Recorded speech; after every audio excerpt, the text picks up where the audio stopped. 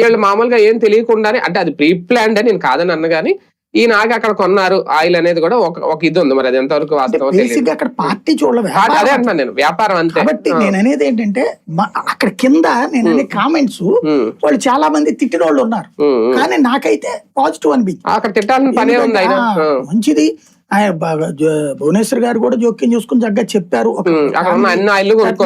ఇంకోటి అలాంటి ఇప్పుడు ఈ తరపోళ్ళు ఎక్కువగా ఫాలో అవుతుంది రీల్స్, ఆయన రీల్స్ కూడా చేస్తున్నాడు ఈ వయసులో.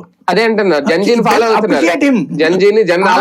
అవుతున్నారు. అది అట్లాగా మనం థింక్ చెయ్యాలి దాంట్లో, అంతే. అవును, ఈయన ప్రతిదానికి సోషల్ మీడియాలోనే ఇప్పుడు ఈ గొడవ అంతా. అయితే ఏమొచ్చింది, నువ్వు కాపు పోయి ఏం చేస్తున్నావు అని ఏమన్నా వైసీపీ వాడు అడిగాడు, జగన్ అడిగాడా?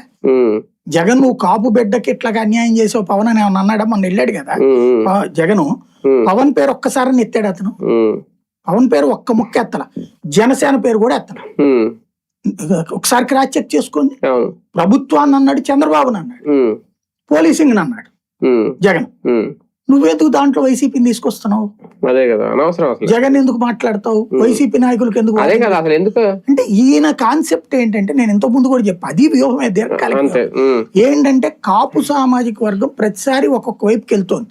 ఒకసారి టీడీపీకి, ఒకసారి వైసీపీకి, అది వరకు కాంగ్రెస్ టీడీపీకి. అలా వెళ్ళని వాళ్ళు కాపు సామాజిక వర్గం ఎటుంటే అటోళ్లే గెలుస్తున్నారు.